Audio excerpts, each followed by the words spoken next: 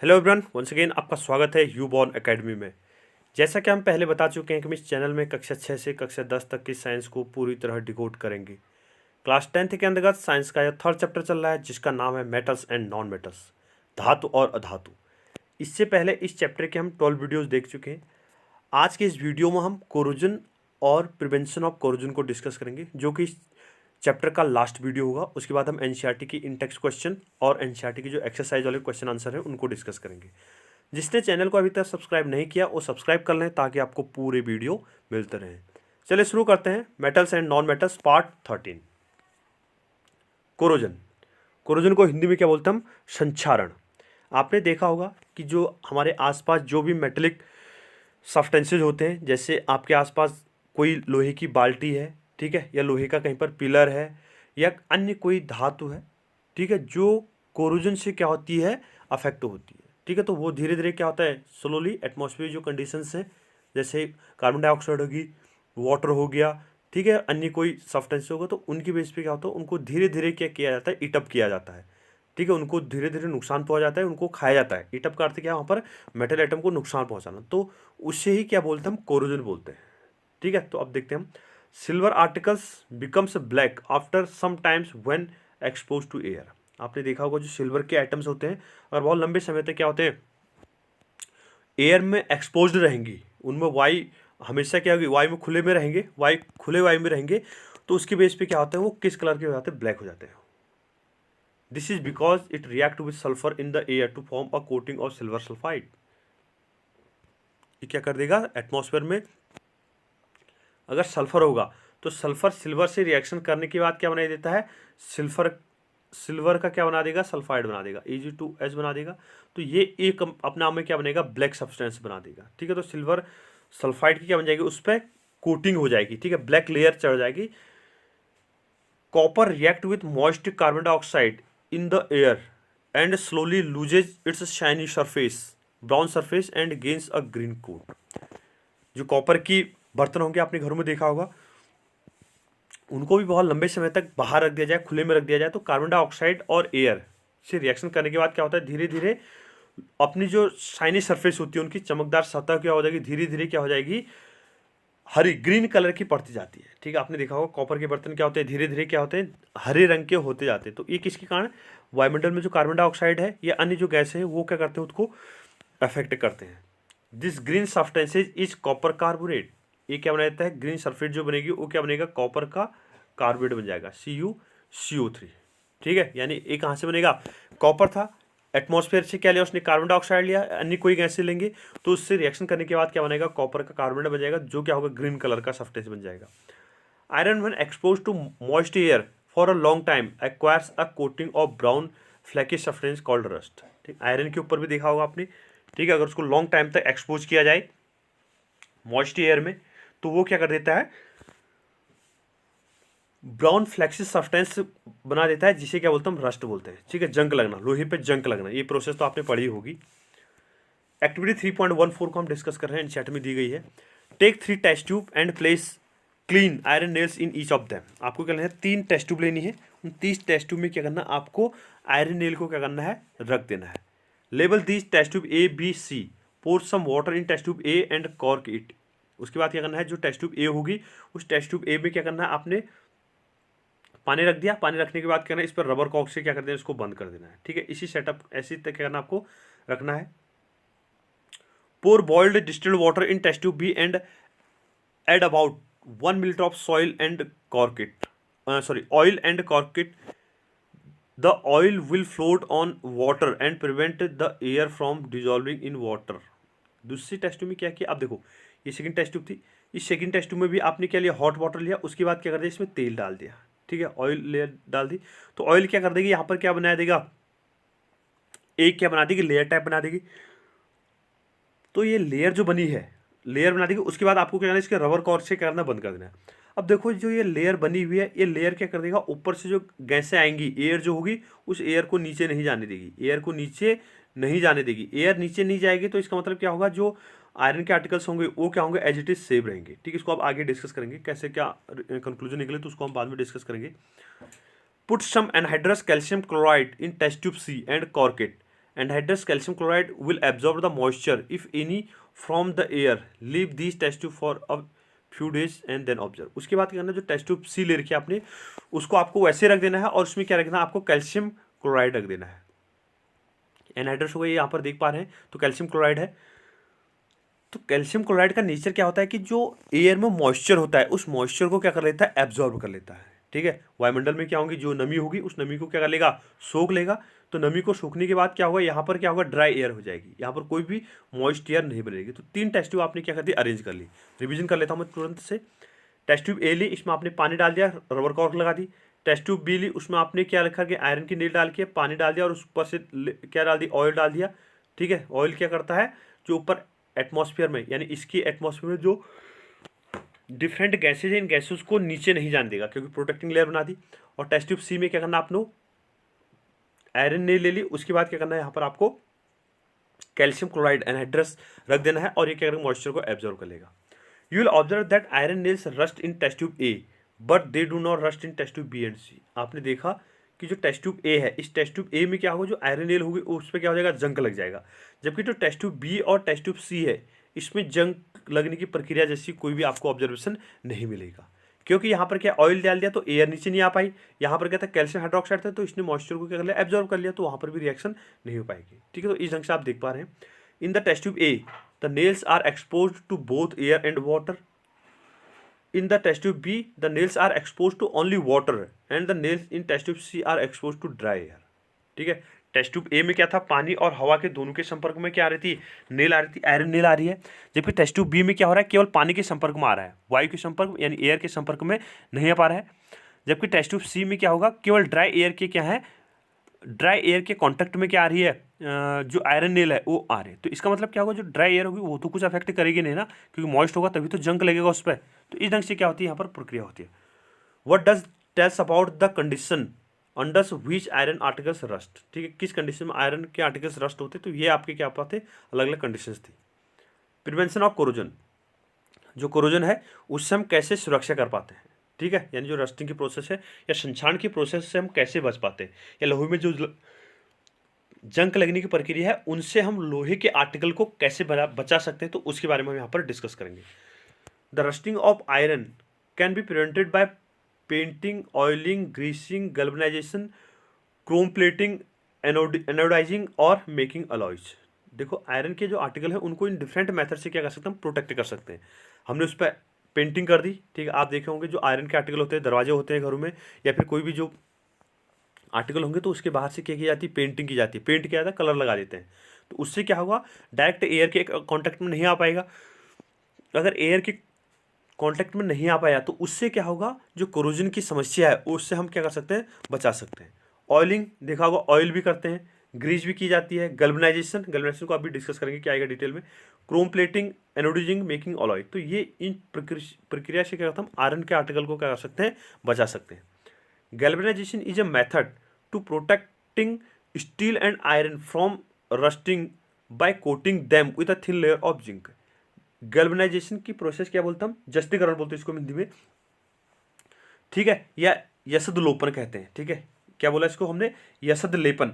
तो यसद लेपन क्या है, जो आयरन और जो स्टील के आर्टिकल हैं, जैसे दरवाजे हो गए, चादर होगी, अन्य कोई भी सब्सटेंसेज है, तो उसके बाहर से क्या करता हम, जिंक की एक लेयर चला देते हैं। जिंक की लेयर क्यों, क्योंकि जिंक क्या है, आयरन की तुलना में ज़्यादा रिएक्टिव है। तो जो मेटल एटम ज़्यादा रिएक्टिव होगा तो वो क्या करेगा, वहाँ पर रिएक्शन करेगा। ठीक है, एटमॉस्फेयर जो काली जो कार्बन डाइऑक्साइड होगी उनसे प्रोटेक्ट करेगा, उनसे रिएक्शन करेगा, मतलब एक प्रोटेक्टिंग लेयर बना देगा बाहर से। ठीक है, तो मेटल जो हमारा आयरन आर्टिकल है, उस आयरन आर्टिकल को कोई भी नुकसान नहीं होगा। The galvanized article is protected against rusting even if the zinc coat is broken. Zinc code अगर ब्रेक भी हो गया, ठीक है, टूट भी गया, तो फिर भी क्या किया जाता है, जो आयरन के आर्टिकल होंगे वो प्रोटेक्ट रहेंगे। Can you reason this out, आप इसके लिए कोई रीजन दे सकते हैं, ये आपसे पूछ रहा है। Alloying is a very good method for improving the properties of metal. ठीक है, हम क्या कर सकते हैं, जो आयरन के आर्टिकल थे उनमें कुछ दूसरे धातुओं को भी क्या करेंगे, मिक्स कर देंगे, तो हम क्या बना देंगे, वहाँ पर मिश्र धातु तैयार कर लेंगे, या जिसे इंग्लिश में क्या बोलते हैं, हम अलॉइंग की प्रोसेस बोलते हैं। We can get the desired properties of this by this method. इसके हिसाब से क्या करता हम, जैसे मेटल एटम हमें चाहिए तो उस प्रॉपर्टीज का मेटल एटम हम ऑब्टेन कर सकते हैं। For example iron is the most widely used metals but it is never use in the pure state. Iron को कभी भी प्योर स्टेट में यूज नहीं किया जा सकता। This is because pure iron is very soft and stretch easily when hot. जब यह देखो आयरन को हम प्योर फॉर्म में नहीं यूज़ करेंगे, मेटल एटम जो भी होगा उसको जल्दी प्योर फॉर्म में यूज़ नहीं किया जाता क्योंकि आयरन के अपने आप में थोड़ा सा सॉफ्ट है। अब इसमें थोड़ा सा भी टेम्परेचर ऊपर गया तो उसकी बेस पे क्या होगा, जो इसके आयरन के जो आर्टिकल हैं वो आर्टिकल क्या हो जाएंगे, हॉट होंगे तो इजीली से क्या होंगे, मेल्ट होने के चांसेस रह सकते हैं, या फिर क्या हो जाएंगे, थोड़ा टेढ़े हो सकते हैं। सॉफ्ट होंगे तो क्या होंगे, आसानी से क्या है उनको घुमा जा सकता है। But if it is mixed with a small amount of carbon, ठीक है, स्मॉल अमाउंट ऑफ कार्बन 0.05% इसमें हमने ऐड किया, it becomes hard and strong. ठीक है, तब जाए क्या होगा, जो आयरन के आर्टिकल होंगे वो कैसे हो जाएंगे, स्ट्रॉन्ग और हार्ड हो जाएंगे। ठीक है, when iron is mixed with nickel and chromium we get stainless steel which is hard and does not rust। इसको भी याद रखिएगा, स्टेनलेस स्टील किसे बोलते हैं हम, जब आयरन में क्रोमियम और निकल को मिक्स किया जाए तो ये अलॉय है आयरन की, तो इससे भी क्या होगा, इसमें भी रस्टिंग की प्रोसेस आसानी से नहीं होगी। Thus if iron is mixed with some other substances it is properties changes. In fact, that the properties of any metal can change if it is mixed with some other substances। ठीक है, चाहे iron का article हो चाहे कोई अन्य धातुओं का आर्टिकल है, तो उसमें भी क्या कर सकता हूँ, अन्य धातुओं को मिक्स करने के बाद, जैसे आयरन था, आयरन में हमने जिंक मिला दिया, या आयरन में हमने क्रोमियम मिला लिया, या आयरन में हमने क्या मिला दिया, कार्बन मिला दिया, तो किसी अन्य धातुओं को मिक्स करने के बाद जो उसमें रस्टिंग की प्रोसेस है या जो कोरोजन की प्रोसेस है, रस्टिंग तो हम केवल आयरन के लिए बोलते हैं, कोरोजन हम किसी भी मेटल आइटम के लिए भी यूज कर सकते हैं। ठीक है, तो उससे क्या कर सकते हैं हम, कोरोजन की प्रक्रिया जो होगी से क्या कर सकते हैं, उस मेटल आइटम को आसानी से बचाया जा सकता है। The substances added may be metal और नॉन मेटल, जिसमें उन पदार्थों में हम कोई भी धातु या अधातु किसी को भी हम क्या कर सकते हैं, मिक्स कर सकते हैं। An alloy is a homogeneous mixture of two और मोर मेटल्स और a metal and a non metal. ठीक है, अलॉय क्या होगी, होमोजेनियस मिक्सचर है। ठीक है, समांगी, समांगी मिश्रण है किसका, एक या एक से ज़्यादा धातुओं का। ठीक है, उसमें मेटल एटम भी हो सकता है और नॉन मेटल एटम भी हो सकता है। It is prepared by first melting the primary metal and then dissolving the other element in it definite proportion. It is then cool to room temperature. ठीक है, इसको क्या किया जाता है, जिस मेटल एटम का हमें आर्टिकल बनाना है तो उसको हम सबसे पहले क्या करेंगे, मेल्ट कर लेंगे। ठीक, उस मेटल को क्या कर देंगे, हम मेल्ट कर देंगे। मेल्ट करने के बाद उसमें दूसरा मेटल एटम क्या कर दिया, हमने मिक्स कर दिया। मान लो बी था तो बी को क्या किया, हमने इसमें मिक्स किया। उसके बाद फिर इसको गर्म करेंगे और उसके बाद क्या कर सकते हैं, रूम टेम्परेचर पर लाएंगे, ठंडा कर देंगे, तो आपका आयरन का आर्टिकल क्या हो जाएगा, तैयार हो जाएगा। ठीक है, तो इस ढंग से क्या करता हम अलॉइंग से क्या कर सकते हैं, जो कोरोजन की प्रोसेस है उसको हम बचा सकते हैं। तो हमने डिफरेंट मेथड देखी कि कैसे आयरन के आर्टिकल या अन्य जो धातुओं के आर्टिकल होंगे उनको कैसे हम जो संक्षारण की प्रक्रिया है उससे बचा सकते हैं। यहाँ पर गोल्ड के बारे में दिया गया, pure gold known as 24 carat, जो शुद्ध सोना होता है वो कितने कैरेट का होता है, 24 कैरेट का होता है। इज वेरी सॉफ्ट, अपने आप में क्या, बहुत ज़्यादा मुलायम है। ठीक है, नर्म होता है। It is there for not suitable for making jewellery. इससे क्या हो सकता है, जो प्योर गोल्ड कितना कहा हमने, 24 कैरेट का कहा। ठीक है, 24 कैरेट का जो गोल्ड होगा प्योर है, इससे हम ज्वेलरी नहीं बना सकते क्योंकि अपने आप में क्या, वेरी सॉफ्ट है। कहीं पर भी कोई भी आर्टिकल बनाएंगे तो सीधे क्या हो जाएगा, टूट जाएगा या मुड़ जाएगा। तो इससे ज्वेलरी बनाने के लिए आसानी से मतलब इजीली से हम इससे ज्वेलरी नहीं बना सकते। It is alloyed with either silver or copper to make it hard. अब इसके बाद क्या किया जाए, तो 24 का कैरेट का गोल्ड है, उसमें क्या करता हम कुछ मात्रा में या तो सिल्वर मिला देते हैं या फिर क्या मिलाते हैं, हम कॉपर को मिला देते हैं, जिससे क्या होगा, ये धातु क्या हो जाएगी, थोड़ा सा हार्ड हो जाएगी। Generally in India 22 carat gold is used for making ornaments. Bharat में जो 22 कैरेट का सोना होता है, 22 कैरेट का जो गोल्ड होगा उसका उपयोग करते हम ऑर्नामेंट्स बनाने के लिए, जो भी आभूषण बनेंगे। ठीक है, जैसे आपको कोई सोने के आर्टिकल बनाने, जैसे आपने कहा कि हार बनानी है, ठीक है, या कोई अन्य अंगूठी बनानी है, या जो भी आर्टिकल आपको बनाने होंगे तो उसमें क्या करता हम सोने में कुछ मात्रा में या तो सिल्वर मिला दिया जाएगा या फिर कॉपर मिला जाएगा, जिससे क्या होगा, इसकी हार्डनेस बनी रहेगी। अगर हम प्योर गोल्ड से अगर आर्टिकल को बनाएंगे, इन आर्टिकल को बनाएंगे, तो वो क्या सकते हैं, आसानी से मुड़ सकते हैं या टूट सकते हैं। It means that 22 parts of pure gold is alloyed with 2 parts of either copper or silver. इससे क्या निकलेगा, 24 कैरेट था टोटल कितना प्योर गोल्ड। अब इसमें क्या करते हैं हम, 22 कैरेट का क्या होगा, गोल्ड हो जाएगा, और 2 कैरेट का या तो सिल्वर होगा या फिर क्या मिला देंगे हम इसमें, कॉपर मिला देंगे, ठीक है, या Cu या Ag को क्या कर देंगे, मिक्स कर देंगे, तो वापस कितना होगा 24 हो गया। तो इस ढंग से क्या करता हम आर्टिकल बनाते हैं। If one of the metal is mercury then the alloy is known as amalgam. इसको याद रखिएगा, कभी कभी डायरेक्ट पूछा जाता है बोर्ड में, व्हाट इज अमलगम, ठीक है, क्वेश्चन क्या आता है, अमलगम क्या है। तो अमलगम क्या होगा, यदि कोई धातु क्या होगी, मरकरी है, पारद, ठीक है, आपने क्या लिया, पारा लिया, और दूसरी कोई भी हो सकती है, सोडियम हो सकती है, मैग्नीशियम हो सकती है, एल्यूमिनियम हो सकता है, आयरन हो सकता है। तो एक धातु क्या लिया आपने, मरकरी ली, और दूसरे धातु आपने कोई भी यूज कर लिया, दूसरा मेटल आइटम आपने कोई भी यूज कर लिया, तो उस कंपोजिशन को क्या बोलते हैं, अमलगम बोलते हैं, ठीक है। The electrical conductivity, the melting point of N alloy is less than that of pure metals. जो भी धातु होंगे उनकी जो इलेक्ट्रिकल कंडक्टिविटी होती है, ठीक है, या फिर क्या होगी, विद्युत की होगी, या फिर क्या होती है, हीट की होगी। तो मिश्र धातु की चालकता गलनांक कम होते हैं, ठीक है। For example brass and alloy of copper and zinc. Brass जिसे क्या बोलते हैं, पीतल बोलते हैं, ठीक है, तो किसका उदाहरण है, कॉपर और जिंक की अलॉय का उदाहरण है। And bronze and alloy of copper and tin. Bronze की बात करें, ठीक है, तो ब्रॉन्ज किसकी अलॉय हो जाएगी, कॉपर और टिन की क्या होगी, अलॉय होगी। तो यहाँ दो मिश्र धातु के एग्जाम्पल आ गए। आपसे पूछा जाए मिश्र धातु क्या है और उनके उदाहरण लिखिए, तो मिश्र धातु क्या होगी, दो या दो से अधिक धातु को मिलाने पर जो धातु बनती है उसे क्या बोलते हैं, अलॉय बोलते हैं या मिश्र धातु बोलते हैं। एग्जाम्पल लिखना चाहे तो ब्रास लिख सकते हैं, किसका कंपोजिशन है, कॉपर एंड जिंक का कंपोजिशन है। ब्रॉन्ज लिख सकते हैं, ब्रॉन्ज किसका कंपोजिशन है, कॉपर और टिन का कंपोजिशन है। या स्टेनलेस स्टील पढ़ा था इसमें, इससे पहले हमने, आयरन हो गया, क्रोमियम होगा, ठीक है, निकल हो गया। तो ये क्या थी, स्टेनलेस स्टील थी, या अन्य कोई भी लिख सकते हैं। अमलगम बोल सकते हैं, जैसे सोडियम और मैग्नीशियम का अमलगम बन जाएगा। नेक्स्ट है हमारे पास, are not good conductor of electricity whereas copper is used for making electrical circuits. ठीक है, जो कॉपर का धातु होगी उसका उपयोग हम इलेक्ट्रिकल सर्किट को बनाने के लिए उपयोग करते हैं।